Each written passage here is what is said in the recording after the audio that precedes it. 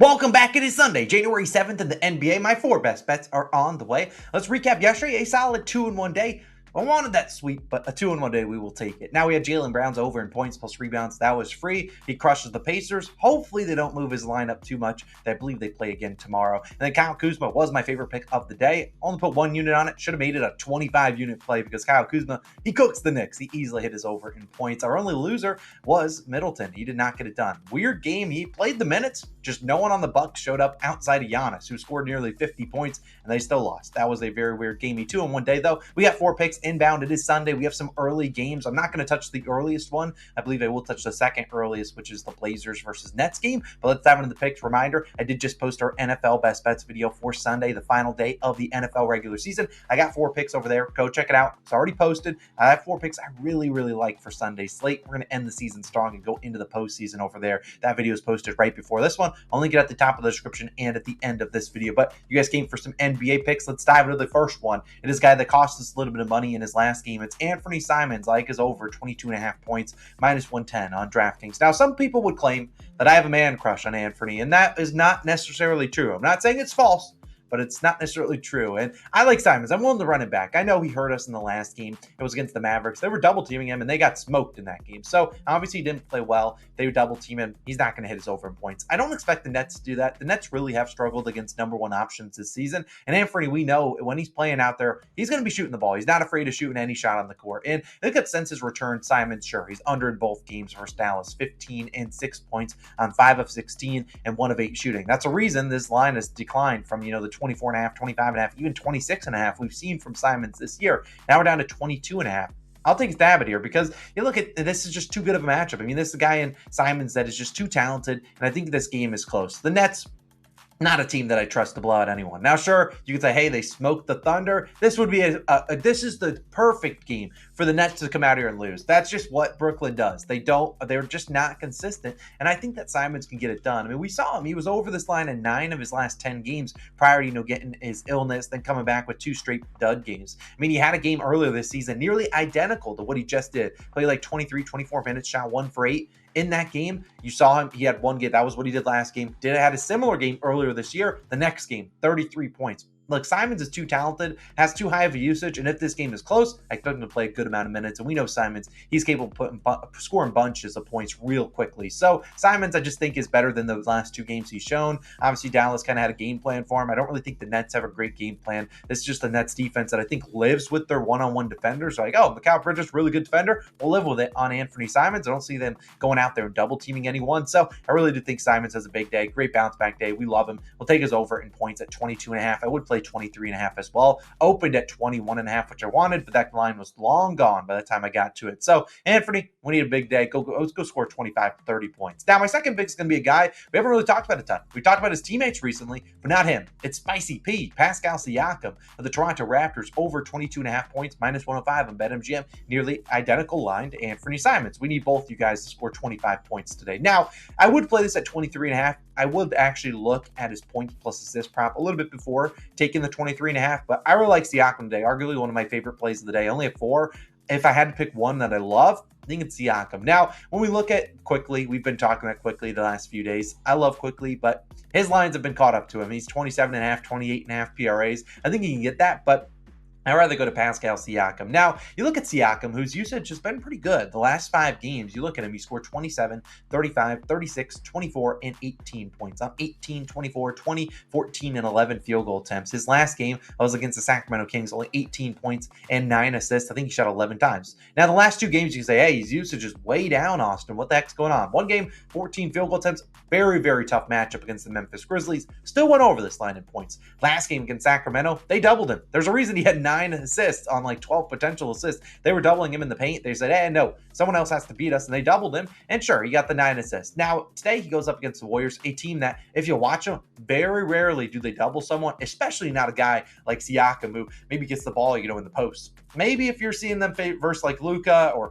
SGA where they're bringing up the ball and they're setting screens a ton, maybe they double him there, but not a guy like Siakam. I don't expect them to double, and they have not doubled him. In fact, in the last 5 games versus Golden State, regardless of who's been on the court for the Raptors, whether it's Van Vliet, Gary Trent Jr., OG Anunoby, Scotty Barnes, who cares? Look at Siakam's usage against this Warriors team who doesn't do a lot of doubling. He's scored 25, 36, 21, 27, and 21 points. Going over in only 3 of 5. So not the best hit rate, but in those games, 19, 24, 17, 20, and 26 field goal attempts in their most recent game. And the 2 games he went under, one game shot 8 for 17. The most recent game, 8 for 26. Like if Siakam goes out there and even gets close to 20 field goal attempts, I'll live with this bet. If he shot 20, if you told me, hey, Siakam shooting 20 times tonight, I'd probably put 3 units on this bet because, you're taking a guy at 22.5 to score, 23 points. If he's shooting it 20 times, I'll live with that. I'll live with those statistical chances, especially a guy like Siakam that notoriously not really shooting a lot of threes. So we're talking all about a 2-pointers or getting to the rim, getting to the free throw line. And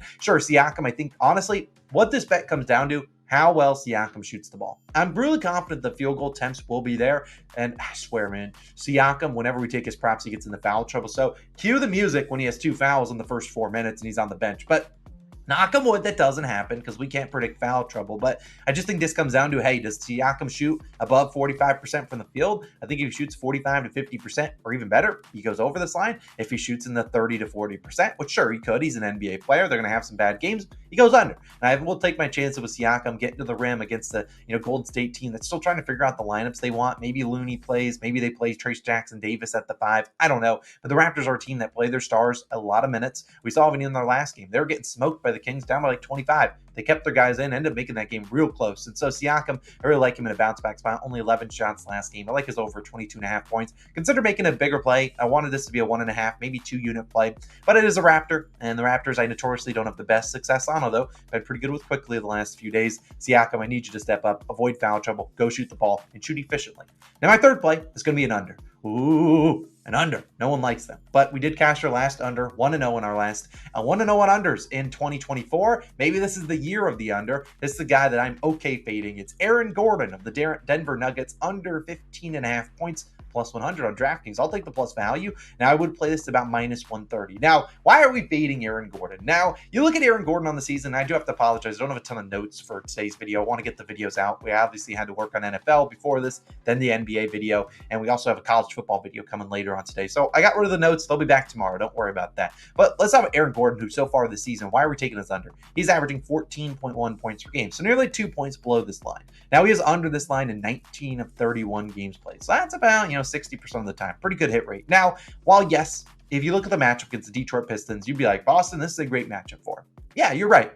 The Pistons give up a lot of points. You give up a lot of points per game in the paint. That's kind of where, Aaron Gordon does his damage. However, you also look at the spread in this game. 16.5, 17-point spread.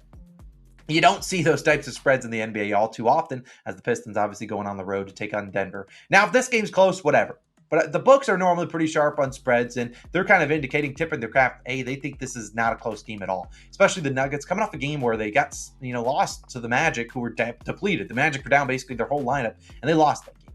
I expect Jamal Murray, who sucked in that game, to play better. Jokic can get wherever he wants against the Pistons. And I just think if this game isn't competitive, there's probably, if they're scoring a lot of points, probably not Aaron Gordon. I mean, if we're being honest, AG, they're not really a guy that they run plays with. Aaron Gordon, not a guy that they're like, oh, let's get Aaron Gordon a shot. That's not really what they do. Aaron Gordon, if he's going to score, it's typically he's getting post-ups down low, Jokic dumping it down, and he's getting some easy lay-ins or dunks and stuff like that. And while he could get that against the Pistons, anyone could. I just think that this is the game. Maybe they run some plays. Maybe Michael Porter Jr. gets going. Maybe Jokic gets going. Maybe Jamal Murray gets going. And if any of those guys are going, Aaron Gordon probably not getting a lot of usage. He's probably sitting out in the corner, just be like, whatever, I'll just stand down here. And you look at Aaron Gordon so far, he's played in 11 games this season where the Nuggets have won by 8+ points. I say 8+ as like a weird number, but let's keep in mind, the spread is double 8 points. We're at 16-point spread. In the games, 11 of them where Aaron Gordon has played, and they've won by 8 or more. In those 11, he's under this in 8 of 11. So he's under this in a good amount of times. Now, you look at this in the 1 games he's gone over, if they win by 15 or more points. Let's say that you don't even cover the spread. They win by 15. People that took Nuggets and spread, they lost on the hook. When they have won by 15 or more points, AG, under that line in 5 of 6 games, the only one who went over, shot 78% from the field.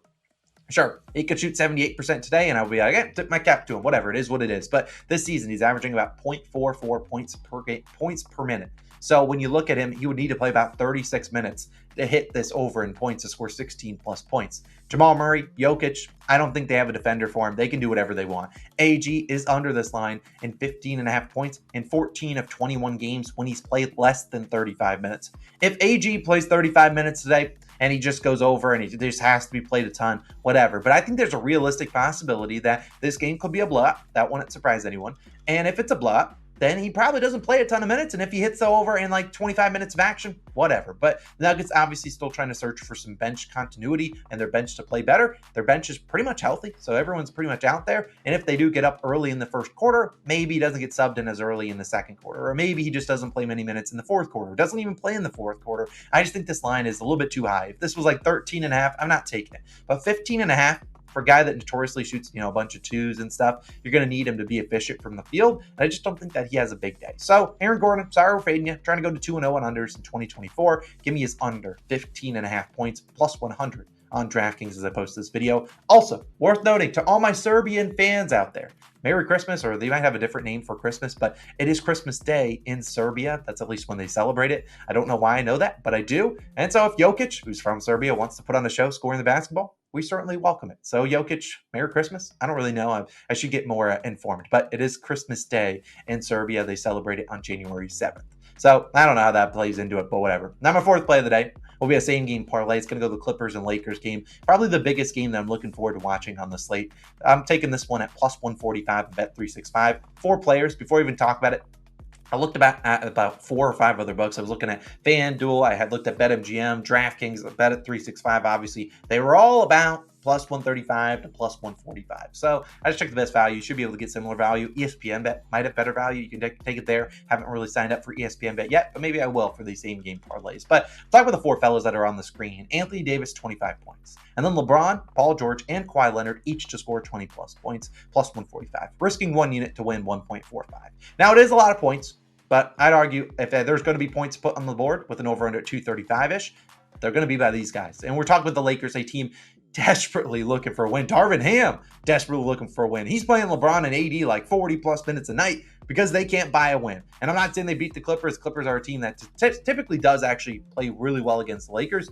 LeBron and AD are going to be out there a ton of minutes, and they're going to be shooting a ton of shots. Now, you look at the first game between these two teams back in November. James Harden was not on the team. Russell Westbrook started. That game went to overtime, too. Kawhi Leonard, 38 points. Paul George, 35. LeBron, 35. And Anthony Davis, 27 points. Now, at this day and age of this matchup, I don't think AD or Clippers have a matchup for Anthony Davis. Now, LeBron has historically struggled against the Clippers. However, the last 4, he's taken that personally. He's seen those tweets, and he scored like 30-plus in 4 straight versus them. And I think LeBron will get his. He'll score 20 points. He has too high of a usage. We'll get to the free throw line, do his thing. But I think Anthony Davis has one of the best matchups on the court here. The Clippers don't have a matchup for him. Sure, they could double him when he gets into the post, but I think they'll find ways to get him the ball against Zubac, whether it's, hey, take pick and rolls. We're going to get you the ball. You can Euro step. You can go down, dunk on some people, do whatever you want, get to the free throw line. I mean, he did it against the Grizzlies, a tough matchup. He's done it against the Heat, a very tough matchup. And now he gets the Clippers. Sure, another tough matchup, but I just don't think they have the facilities to stop Anthony Davis. And if they do, whatever. I'll live with this loss, but I think he's easily able to get 25 points today. He plays like literally 40 minutes, given that they need him out there. And maybe D'Angelo Russell comes back today, but I don't expect Russell to have a ton of success against the Clippers. Really good team at stopping point guards. So I look at this one, the same game parlay. Sure, it's a lot of points to be asked. I mean, we're asking for, 85 points to be scored by these 4 fellas.